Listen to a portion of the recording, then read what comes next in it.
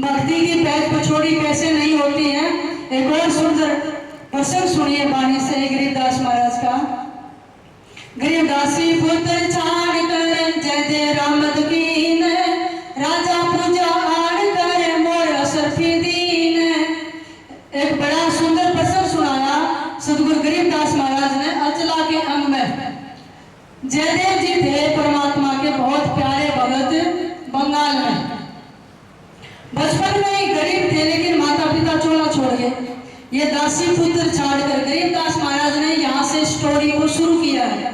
मैं इसको थोड़ा सा आपकी शुरुआत बता देती हूँ कि जयदेव जी कौन थे।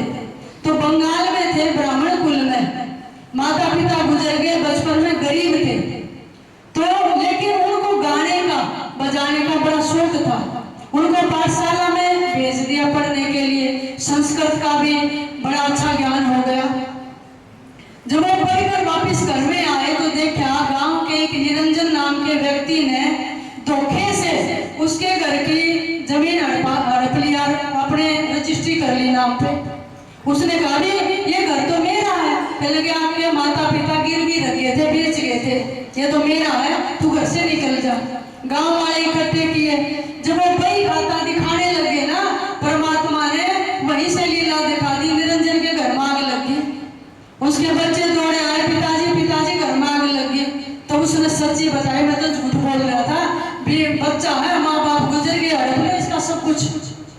अब उसने जयदेव ने सोचा जो परमात्मा इतना कर सकता है, मैं तो उसकी भक्ति करूंगा। बड़े सुंदर पद गाने लगे अपने आप रच के। तो बंगाल के उस समय राजा थे लक्ष्मण सेन। उन्होंने कहा कि जयदेव को बुलाकर लाओगे, उनके गायन सुनना चाहता हूँ। जब सुने तो राजा खुश हुआ, तो अपना दरबार का कवि घोषित कर दिया, और जब आपको जो चाहिए ले जाना। लेकिन मन नहीं लगा जयदेव का। उन्होंने सोचा संतों में रमत करनी चाहिए, एक जगह नहीं ठहरना चाहिए। तो उन्होंने बहुत सारी कथाएं सुनी थी जगन्नाथ की। जगन्नाथ पंडा जला अटका फूटा कान, और पैर बुझाया पीड़ से वाको सतगुरु जाना। कि जगन्नाथ में बड़ी बड़ी घटनाएं हुई हैं कि वो मूर्ति विश्व परमात्मा ने बनाई है। और कबीर साहब एक शिष्य थे, पंडा बेचारा अटका पका रहा था और वो फूट गया था, उसका पैर जल गया था। कहाँ जगन्नाथपुरी इतनी दूर, और कहाँ सतगुरु कबीर साहब काशी में। और वो गंगा जल की बोतल हाथ में थी, वीर सिंह बघेला ने बुलाए थे। खड़े होकर सतगुरु ने अपने पैर पर जल डाला था, और बुझा कहाँ, जगन्नाथ में पंडे का पैर बुझा था। वाकु सतगुरु जान, सो सतगुरु हमको मिला, शब्द निरालम नूर। कहते हैं वो सतगुरु मिले जो शब्द स्वरूपी है, निरालंब है और चल अविनाशी। तो जगन्नाथ की महिमा सुनी जयदेव ने। उन्होंने सुना भी पूरी में रमत करनी चाहिए, चले गए मंदिर में, नहीं रुके, बाहर ठहरे और वहीं गायन करते। लोग उनसे प्रभावित हुए। बड़े सुंदर सुडोल शरीर का बड़ा सुंदर युवक है, और थोड़ी उम्र है, इतने भगवान के पद गाता है, रोता है, लोग आकर्षित हो गए। एक सुदेव नाम के पंडित थे। ये भोजन कहाँ तू करता तू? उसने कहा जी जो कोई दे जाता हूँ खा लेता हूँ, कोई फल दे जा, कोई सेब केला, कोई भोजन दे दे। तो स्वर्ग नहीं मांगते थे। उसने देखा मेरी कन्या पद्मावती और 16 वर्षीय विवाह के योग्य होगी, और इस जैसा युवक भक्ति वाला मिलना मुश्किल है। एक दिन आकर कहने लगे जयदेव मैं अपनी कन्या का विवाह कर दूं तेरे से। कहने लगे जी मैं तो विवाह नहीं करना चाहता, भगवान की भक्ति करना चाहता हूँ। सोकर में जब वो ब्राह्मण सोया सुदेव, तो भगवान कहने लगे जगन्नाथ जी कि सुदेव इस जैसा वर नहीं मिलेगा, ये बहुत भगवान की भक्ति करता है, इस पर तो मैं भी रिश्ता अपनी कन्या का हाथ दे दे, पीले हाथ कर दे जल्दी। तो सुदेव अगले दिन अपनी बेटी को ले आया पद्मावती को, और आकर कहने लगे जयदेव से ये छोड़ चला और मंदिर में परिक्रमा करके विवाह कर ले, मैं बेटी को घर नहीं ले जाऊंगा, परमात्मा का आदेश है। कहने लगे परमात्मा का तो मैं भी नहीं ठुकरा सकता। जयदेव ने विवाह कर लिया। विवाह करके और फिर वहां के राजा को पता चला जगन्नाथपुरी के, तो उन्होंने जयदेव को बुलाया, अपने पास रखा 1 साल। उनके गायन से खुश होकर राजा ने बहुत सारा उनको धन दिया। तो अब घर में खर्चा भी बढ़ गया। जयदेव जी की पत्नी होगी, 1 वर्ष के बाद बेटा भी हो गया। तो दासी पुत्र छाड़ कर पुत्र छाड़ कर जयदेव रामद कीन, राजा पूजा आड़ कर मोर असरफी दीन। पहले झोपड़ी में रहने लगा, पत्नी होगी, बेटा होगा, उसको छोड़ के अब राजा के पास आ गए। तो राजा के पास 1 वर्ष तक रहे। जब चलने लगे तो राजा ने जयदेव को बहुत सारा धन दिया, मोर असरफी दी। पहले ये कागज वाले नोट तो होते नहीं थे, सोने चांदी के पैसे होते थे। गरीब 1 वर्ष जयदेव रहे राजा के स्थान, संत चले हैं नगर को पूजा करी निदान। जब चलने लगे तो कहने भी अपनी दान दक्षिणा ले जा, और पंडित है खाली हाथ नहीं जाने चाहिए। कहने ठीक है, पोटली में बांध कर दे दी, भी घर ले जाऊंगा। 2 ठगों ने देख लिया कि जयदेव को राजा ने बहुत सारा धन दिया है, वो साथ साथ हो लिए। जंगल का रास्ता भी कहाँ जाएगा, उस नगर में जाऊंगा, वहाँ मेरा घर है और एक बीबी है, छोटा बच्चा है। वो कहने लगे हाँ भी साथ हो गया जंगल का, चल हम भी साथ चलेंगे, बात करते करते रास्ता तय हो जाएगा। कहने लगे ठीक है। जब एक बीच में जा लिए जंगल के तो वो ठग कहने लगे प्यास लगी हुई है, कुआं था थोड़ी दूर, कहने लगे पानी लेकर आओ। तो जयदेव ने कहा भी ठीक है, यहाँ बैठकर आराम करते हैं, थोड़ा पानी पिएंगे। जब जयदेव ने वो धन रख दिया और कुएं से पानी खींचने लगे तो उन चोरों ने, वो तो ठग थे, मित्र तो थे नहीं, वो धन उठाने लगे। कहने भी असरफी दे दे। कहने लगे जी तो मेरी देखो दान दक्षिणा राजा ने दी है तो नहीं दूंगा। तो वो छीनने लगे, जब जयदेव अपनी तरफ करे, उस छीना झपटी में उन्होंने सोचा वैसे तो देगा नहीं, उन्होंने अपने चद्दर में और तलवार छिपा रखी थी। जयदेव के हाथ काट दिए दोनों, और हाथ काट के उन्होंने सोचा कि मारेंगे तो कति हत्या लगेगी, और बाहर छोड़ दिया तो राजा को जाके शिकायत करेगा। उन्होंने सोचा कुएं में डाल दिया, आप मर जाएगा। तो गरीब है जयदेव डारा कूप में लई मातरा मांगे, बाल उतरी आड़ कर बंजारों की दांगे। तो कुएं में जब डाल दिया और वो धन लूट के असरफी लेके चले गए। वो बेचारा रोए भगवान का, ये परमात्मा मेरे साथ क्यों हुई, मेरे तो साथ कोई बुरे कर्म आगे आगे, अपने कर्मा ने रो रहा बेचारा। इतने में भगवान ने कृपा की, एक बंजारों की टोली घूमते फिरते आ गए। तो उसने आवाज सुनाई दी, सोचा पानी भी पी ले। कुएं में जाके देखा भाई इसमें तो मानस है। बाल्टी डाली तो जयदेव ने वो कटे हुए हाथ थे और पैरों में डालिए। उन्होंने सोचा भी नीचे है क्या, बाल्टी ऊपर नहीं आ रही पानी की। जहाँ पे देखा तो उसमें मानस पड़ा। भी कौन है, कहने पहला मेरे को बाहर निकालो कुएं से, बाहर आके बताऊंगा। तो उसको बाहर निकालना, बाहर निकाल के कहने लगे कौन है, तो फिर जयदेव है। फिर कहाँ पहुंचाया, कहने लगे जो वापिस मैंने राजा में पहुंचा दो। तो हाथ कटे हुए थे, दर्द था। कहने लगे पहला तेरे दवाई पुट्टी लगाते हैं। जो बंजारों का सरदार था उसके पास ले गए, बड़ा मकान था, तो वो सारी जड़ी बूटियां भी जानते हैं। तो उन्होंने थोड़ी औषधि लगाई, उसका दर्द भी कम हो गया, खून भी बंद हो गया। तो वो जयदेव जी को लेके और नगर में गए राजा के पास। मेरी बहन जयदेव आने बैठ कर गए नगर उस गाँव में, राजा आगे ही मिला सुना संत का नाम। उन्हें बिठा के ले गए, मैंने बैठ के पालकी जैसे बना होता है। तो कर्मचारियों ने कहा महाराज जयदेव आया वापिस। राजा ने कहा तो बड़ा अच्छा संत है।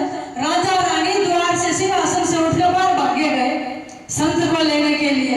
देखो ये भक्तों के लक्षण होते हैं, संत की आगोनी कैसे करनी है और संत को विदा कैसे करना है। क्योंकि साधु आवत देख कर हंसी हमारी दे और गरे माथे का उतरा नन्नो बदासन है।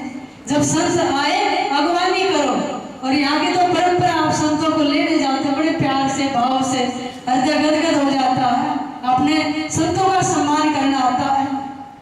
तो वो लेने आए और फिर छोड़ने भी जाते हैं संतों को। तो आगे मिले और फिर देखा कि जयदेव के तो हाथ कटे हुए।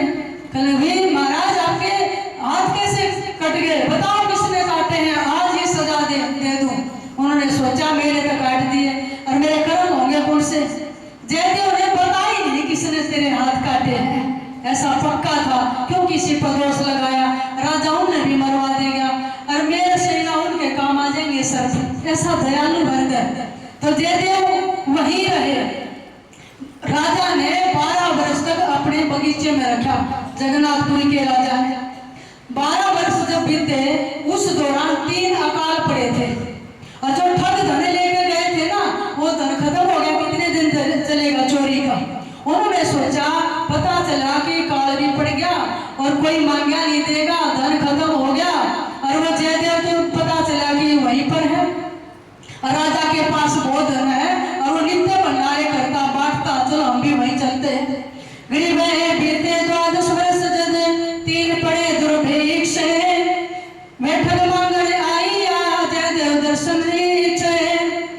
फिर वो ठग मांगने के लिए आए। फिर राजा ने कहा, भी ये कौन है? जयदेव ने कहा, ये जी मेरे मित्र हैं, इनकी सेवा करके और अपना जन्म सुधार लो। और वो साधु वेश में आ गया। वैसे तो राजा घुसने नहीं देगा और संतों चोड़े में गए थे ठग। तो राजा से कहा जयदेव ने कि इनकी सेवा करके अपना जन्म सुधार लो, ये मेरे पुराने मित्र हैं। अब ठग नीचे गर्दन होगी, दे हमने इनके साथ किए करी, हाथ काटे कुएं में डाला, धन छीना और ये भी मित्र बना हुआ है। 1 वर्ष तक रखे वो ठग बाग बगीचे में और खूब मेवा खुलवाई, तो खूब सेवा करी राजा ने। गरीब 1 वर्ष राखे ताहा 56 भोग खवाए, चाले जब पूजा करी दीना मार लगाए। जब 1 वर्ष हो लिया ना, खूब 56 प्रकार के व्यंजन खिलाए। कहने भी जयदेव अब चले। तो राजा ने कहा भी इनकी पूजा करो, उनको खूब धन दिया। और ठग लेके जब चलने लगे तो राजा ने कहा, भी रास्ते में चोर उचक्के हो सकते हैं, इनको नगर तक छोड़ के आओ जहाँ इनका स्थान है। कभी इससे जयदेव मित्र इनका भी बुरा हाल कर दे, मारे भी धन भी लूट ले। तो राजा ने गरीब घोड़े जोड़े बहु दिए, थैली दिली भी से जयदेव राजा पूजा करी देते चले आशीष। और मोरिया की थैलियां के बीच थैली दी भरकर और घोड़े भी दे दिए, इन पर बैठ कर जाओ। कर्मचारी साथ में कर दिए। रास्ते में बात करते जा रहे हैं, राजा के सिपाही कहने लगे, ये बताओ भाई, यू जयदेव था के लगा है जो राजा ने खुश होकर इतनी सेवा करी, 1 वर्ष तक रखे और इतना धन हम भी चाकरी करे राजा की, पर इतना धन तुम्हारे भी नहीं दिया। तो सही बताओ राजा जयदेव तुम्हारा क्या लगता, जो इतनी घनिष्ठ मित्रता, जो इतना राजा खुश होकर धन दे दिया? देखो झूठे थे, ठग थे, परमात्मा का खोप नहीं किया। कहने लगे, भी क्या बताएं, बात तो ऐसी है कि कह नहीं सकते। कहने लगे, बताओ क्या बात है? अरे यो जयदेव है, इसके हाथ क्यों कटे हुए हैं? सिपाहियों ने कहा। तो उन ठगों ने इतनी बड़ी झूठ बोल दी। कहने लगे कि हम एक राजा के रहते थे, यूं भी हम भी। तो वहां पर राजा बहुत खुश था हमारे से। राजा की जो रानी थी ना, वो बहुत सुंदर थी। तो महल में जाना होता था और जयदेव की नीयत खराब हो गई और एक दिन इसने रानी के साथ खोटा कर्म कर दिया। और जब राजा को पता चला तो सोचा संत मारना पाप है, इसने फांसी देने वाले थे, पर हम दोनों खड़े हो गए और कहने लगे कि ये संत है, हमारा मित्र है, इसने मारो ना जी, फांसी ना कटवाओ, इसने सजा दे दो। तो पहले ऐसी भी सजा होती थी कि या तो जीभ कटवा देते, या हाथ कटवा देते, या कानों में शीशा घोल के डलवा देते थे, या पड़वा देते थे। तो हमारे कहने से राजा ने इसकी सजा थोड़ी सी कम कर दी और इसके दोनों हाथ कटवा दिए, कुएं में डलवा दिया था। जो इतनी बड़ी झूठ बोली ना, तो गरीबदास महाराज कहते हैं, गरीब झूठे कपटी चोर ठग करत गनी कलिमाही, जयदेव की निंदा करी साहेब सोचे नहीं। यो नहीं देखा कि ना अगर तो झूठ बोल रहे हो, लेकिन परमात्मा भी तो सुन रहा है और परमात्मा सब जगह है। दसों दिशा को सर्वणम, दसों दिशा को नैन। परमात्मा तो सदगुरु कहते हैं जल थल साक्षी एक है, दसों दिशा दरहाल। वो तो सब जगह, जल में, थल में, नभ में। हम एक शब्द भी बोलते हैं वो भी सुनता है, भीतर अंत्य करने की भी जानता है। ऐसे कर्त गनी थे कि उन्होंने साहेब सोचे नहीं, यानी कर्त गनी का मतलब जिसने भला किया उसी का बुरा नहीं होता है। जब इतनी बड़ी झूठ बोली ना, परमात्मा से रुका नहीं गया। ये विधि का विधान है, अगर कोई क्षमा कर दे तो फिर प्रकृति उसको क्षमा नहीं करती है, उसको दंड देती है। वहां पर क्या घटना घटती है? ग्रीव शिला छुटी आसमान में से आए संकट बीच, धरती में गाड़त गए बैठक दोनों नीच। आसमान से बहुत बड़ी शिला पड़ी, बहुत बड़ा पत्थर पहाड़ जैसा, और वो जो कुमैती साथ में थे वो तो हट गए, भी शिला लग रही है ऊपर से। और ये झूठ बोली तो ऊपर गिरी दोनों ठगों के, और धरती में दोनों भारत हो गए। उनका अगर ना गांव में भी तो झूठ बोले तो धरती में भी नहीं गलता मरता। ये सही में हुआ था, दोनों ठग धरती में भारत हो गए। और वो हैरान हो गए जो घोड़ा पर बैठे थे, कुमैती थे राजा के, भैया की बनी इसी तो घटना ही नहीं देखी। इसने निंदा करी जयदेव की, शायद इन्होंने पाप किया। तब आसमान से शिला पड़ी है, वो भाग्य वापिस जाके कहने लगे राजा से कि महाराज बहुत बड़ी घबराए हुए, सांस चढ़ रहे उनके, क्या हो गया भाई? कोई लूट लिया क्या? चोर ठग मिल गए? नहीं महाराज, ऐसा दृश्य देख कर आए हैं, सृष्टि में पहली बार ऐसा घटा होगा। क्या? कहने लगे जी हम तो उनसे ये पूछ रहे थे जयदेव क्या लगता, और उन्होंने निंदा कर दी। आसमान से शिला छूटी और वो धरती उगारत हो गई। जी मर गया तो उनके तो हड़मास भी ना बेरा की सकित नहीं है। कहने लगे अच्छा देखो, कुछ भी हो जाए संत की निंदा नहीं करनी चाहिए। नित्यानंद जी महाराज फरमाते हैं, हरिदासों के बीच निकासे खोटरे, लिए फिरे अभिमान पाप सिर पोटरे। कहते हैं अरे परमात्मा के भक्तों के बीच जो खोट निकालते हैं, निंदा करते हैं और सिर पे पाप की पोट धर लेते हैं और अभिमान को, वे डूबे काली धार मनी मुरधार में, अरे नित्यानंद में भूबे वे नहीं सुहंगम तार में। नित्यानंद जी महाराज कहते हैं कि वो काली धार में डूबेंगे ऐसे निंदक, और कभी सुहंगम तार यानी कभी उनका सुरती में समझ नहीं चल सकता, परमात्मा को नहीं पा सकते, चाहे कितना राम राम करते रहो, कितना नाम जपते रहो। जो हमारा सत्य उद्घोष है सुहंगम तार, सुरती में कभी जोड़ ही नहीं सकता उनका, तो कि भक्ति नहीं कर रहे हैं और निंदा भी साथ साथ कर रहे हैं, तो सदगुरु कहते हैं वो कभी भी नाम को जागृत नहीं कर सकते हैं। क्योंकि निंदा एक ऐसा दोष है, ईर्ष्या की जननी है निंदा, और जब ईर्ष्या होती है तो व्यक्ति निंदा करेगा। इस जगत में सबसे काली होती है निंदा। निंदा करने से हमारे तो पाप कट जाते हैं, लेकिन जो कर रहा है ना उसका पाप चढ़ जाते हैं। कहीं इकट्ठे बैठे निंदा हो रही है ना तो वहां से उठ जाना चाहिए, किसी का मन नहीं धोना चाहिए, पुण्य आत्मा में भी पाप लग जाते हैं, क्योंकि निंदक बड़ा निर्भाग होता है। और संसारी व्यक्ति ऐसे हैं, संत कबीर साहब को भी नहीं बख्शा। जब सदगुरु ने भंडारा दिया ना काशी में, चौपड़ी में रहते थे, और सदगुरु परमात्मा से तार जोड़ा, सतलोक से गाड़ियां उतर के आई थी। कितनी बोरी आई थी रे? 9 लाख। 9 लाख बोरी भरी विशंबर दिया कबीर भंडारा है, अरे हे हर होती आई। जैसे पहलों को हंसते हैं ना बंजारे, हे हर ऐसे कहते हैं। आसमान से 9 लाख बोरी, और कोई टेंट वगैरह नहीं लगाना पड़ा, परमात्मा के घर से ही टेंट रसोई आए और बिना पकाया पकड़ा था वहां पे।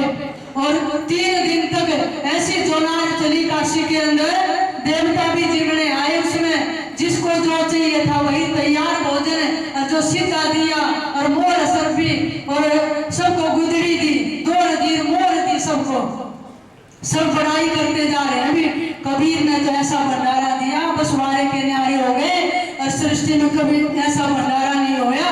पांडवों ने भी 88-60 को दुर्वासा जी जमात लेकर गए थे, और द्रौपदी दो पत्थर लगा हुआ था, 7 पत्थर गई भूख, उनको भोजन कराया, और पांडवा ने 33 कोट को, लेकिन ये कबीर साहब ने तो 18 लाख का भोजन करवा दिया। 18 लाख भेष पड़ा है मारने।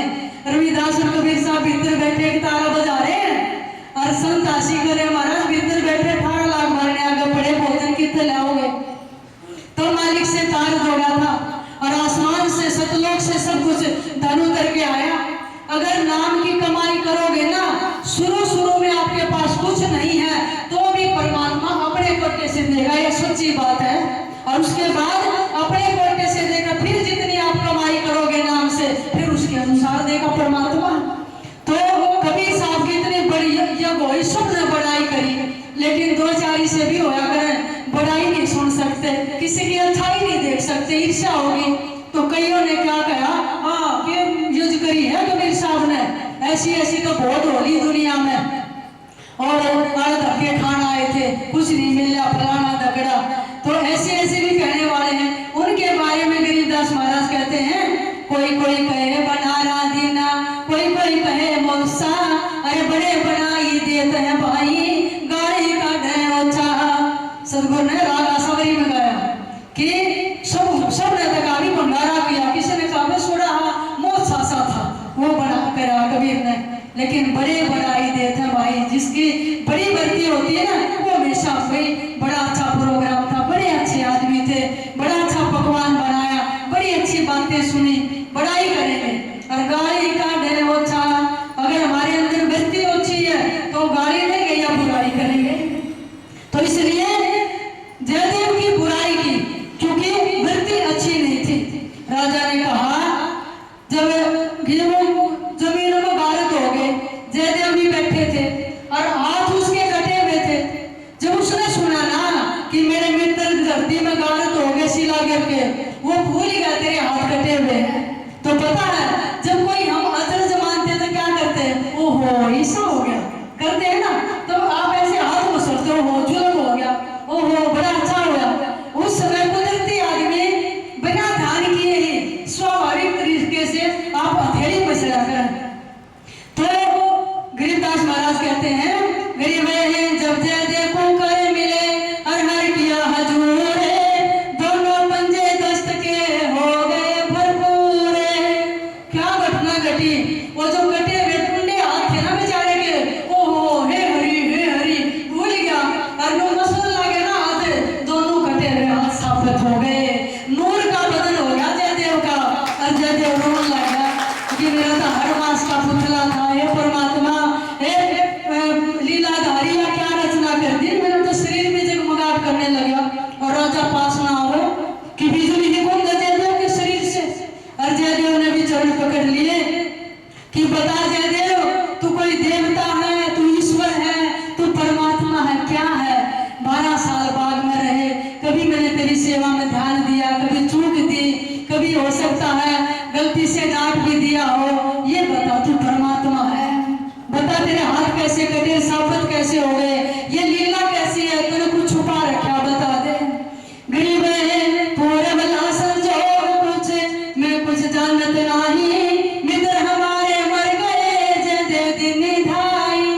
भाभी जबान निकाटी जयदेव ने, कहने लगे जी कोई पूरा भला जन्म था, मेरे मारे कर्म होंगे, जब हाथ कट गए होंगे, अरे अच्छे कर्म आ गए होंगे, मालिक की दया होगी जी, मैं कुछ नहीं जानता, कोई पूरा भला संजोग था, और मैं कहाँ परमात्मा की इस लीला का पात्र था, मैं कुछ नहीं जानता जी।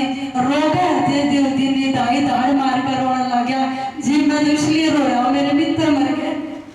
और जयदेव को परमात्मा का दर्शन हो रहा मित्र भीतर, लेकिन बताया नहीं। फिर जयदेव ने कहने लगे भी बता राजा। राजा ने कहा जयदेव बता तू कौन है, गुरु रूप में आए, लेकिन तू तो साक्षात परमात्मा आ गए। गरीब जयदेव ने नहीं कही, तीनों लोग आवाज, जलना ऊपर होते हैं सभी जगत के काज। कहते हैं इतना जोर लगाया, लेकिन जयदेव ने नहीं कही, तीनों लोग आवाज, कि तीनों जो भी मैं कहूंगा ना, तीनों लोगों में जाएगी कि जयदेव ने बता दी, और उस कर्म को अनदेखा नहीं किया, और उन पर दोष डाल दिया। अगर कुछ कहूंगा ना निंदा हो जाएगी, संत का लक्षण नहीं है निंदा करना, फिर भी नहीं कही, ऐसी जरना रखी अपने भीतर। लेकिन इतनी जरना रखो, गरीब है जरगा बीच न साफ है, दम दम लेखा हो जयदेव के दर कट गए, जानत है सबको, दरगाह बीच इंसाफ है, भले उसने नहीं कही, लेकिन परमात्मा की दरगाह में इंसाफ है, न्याय है, वहाँ जजमेंट होती है, वहाँ पक्षपात नहीं होता है, इसलिए वो भारत हो गए। तो इसलिए गरीबदास महाराज कहते हैं कि कभी आपके साथ कोई बुरा कर दे, बुरा सोचे, बुरी बात बना के कहे, कुछ मत कहना। गरीब दीठी अनदीठी करे जिनकी लो में दाद, भक्ति पुरातन देत हो पीड़ा लगे न गात। दीठी अनदीठी करे, जरना के अंग में आएगा, देखते हुए भी अनदेखा कर देना उस चीज को। मान लिया आपकी कोई बुराई करे, निकल जाना वहां से, कान मत लगाना। जिनके हूं मैं साथ है, मैं उस भगत के साथ हूँ जो अनदेखा कर देता है। और भक्ति पुरातन देत हूँ, उसको भक्ति दूंगा, पीड़ा लगे न गात, उस पर आज नहीं आने दूंगा, अपने भगत का बाल बाका नहीं होने दूंगा। इसलिए भगत बनना है, संत बनना है तो धरती जैसा बनना पड़ेगा। गरीब जरना ऐसे चाहिए जो पृथ्वी तक थी रे, खोदे से कसके नहीं ऐसा वज्र शरीर। परमात्मा के प्रति जरना हो तो ऐसी हो जैसे धरती के होती है। धरती माता को खोदो, काटो, पीटो, मलमूत्र करो, कुआं खोद दो, गड्ढा खोद दो, कुछ भी करो, बेचारी कर सकती है? नहीं ना, आज तक नहीं करती है। ऐसे ही जो भक्त और संत है वो धरती जैसा हो जाता है। खोद खाद धरती सहे, कूट काट बन लाए, और कुटिल वचन साधु सहे, और से सहा न जाए। मान लिया कोई हमें गाली दे तो हमें दोबारा उसको बदले में गाली देंगे, एक डंडा मारे तो दोबारा हम भी डंडा उठा के खड़े हो जाएंगे। तो कहते हैं कुटिल वचन साधु सहे, और से सहा न जाए। कितनी बड़ी बड़ी लड़ाइयां हो जाती है, कुंडी की कुंडी खप जाती है, छोटी सी लड़ाई बड़ा रूप ले लेती है। उसने गाली दे दी हम देंगे, उसने मार दिया हमारे, बंदूकें उठ जाती हैं। छोटी सी नासमझी के कारण अगर कोई थोड़ा सा बुरा भी कर दे तो उसको ओढ़ लेना, उसकी बुरा मत मानना, क्योंकि ये भगत का लक्षण है। क्योंकि आपका बदला फिर परमात्मा लेगा, आपने लेने की कोई जरूरत नहीं है। इसलिए भक्ति की पैज पछोड़ी नहीं होती है। भगवान गीता में कहते हैं कि यही उस भगत के लक्षण होते हैं, और वो मेरे को प्राप्त होता है। समय शत्रु मित्र तथा मान अपमानियो, शीतोष्ण सुख दुखेशु समय संग वर्जित है। तुल्य निंदा स्तुतिर्मुनि संतुष्टो येन किंचित है। अनिकेत स्थिरमति भक्ति माने प्रियो नरः। जो शत्रु में, मित्र में, दुख में, सुख में, गर्मी में, सर्दी में, सब द्वंद्वों में आसक्ति से रहित, निंदा में, स्तुति में मौन रहता है, संतुष्ट रहता है, वो भक्त मेरे को मान्य है, मेरे को प्रिय है, वो मेरे को प्राप्त हो जाता है। इसलिए मन मना हो मत भक्तो मध्याजी माम नमस्कुरु, माम एव यशसी युक्ता एव आत्मानं मत प्राण है। हे अर्जुन, मेरे में मन वाला हो, मेरे को प्रणाम कर, मेरी पूजा कर, और मेरे में भावना वाला हो, इस प्रकार का भक्त जो है वो मेरा प्रिय है। तो इसलिए भाई मेरा कहने का भाव था कि 9 प्रकार की भक्ति है। दस्ता भक्ति है, प्रेमा भक्ति, और संतों में तीनों कला होती है, ज्ञान, योग और भक्ति। और लेकिन भक्ति सबसे सरल है और सरस है। आप संसार में घर के कार्य व्यवहार करते हुए, खेती बाड़ी करते हुए, सहज रूप से नाम सुमरण करते हुए परमात्मा को पा सकते हैं।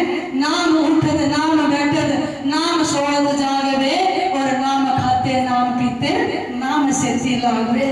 उठते बैठते खाते पीते परमात्मा का सुमरण करें, उसके नाम की कमाई करें, तो कहते हैं वो परमात्मा को प्यारा है और सहज रूप से मालिक को पा लेता है। नहीं तो हम कहते हैं बड़ी दूर नगरी है परमात्मा की, हम तुच्छ जीव हैं, कैसे पहुंच पाएंगे? बड़े बड़े ज्ञानी तपस्वी नहीं पहुंच पाए। अब देखो सुल्तानी बादशाह सब कुछ छोड़कर गया नेसापुर की खाड़ी में, 14 वर्ष तक कितनी घोर तपस्या की, जब जाकर उस स्थान पर पहुंचा। कहाँ पर? गरीब है, जड़ कुंडल पर आसन है सतगुरु की शैल सुनो भाई, जहाँ जो प्रहलाद नहीं पहुंचे सुखदेव को मार्ग ना पाई। नाथ मुनि मुस्काए रहे तत गौरव से गुण ऊंचा है, बड़ी शैल कदम सुल्तान करी, सतगुरु तकिया टुक ऊंचा है, सतगुरु तकिया टुक ऊंचा है। तो क्या मतलब जहाँ परमात्मा का विश्राम अल्टीमेट विश्राम रेस्ट है, वो जगह बहुत कठिन है, जहाँ नारद मुनि और गौरव दत्त बड़े बड़े सिद्ध भी नहीं पहुंच पाए। वहां एक सरल साधना करने वाला सदगुरु का प्यारा हंस पहुंच जाता है।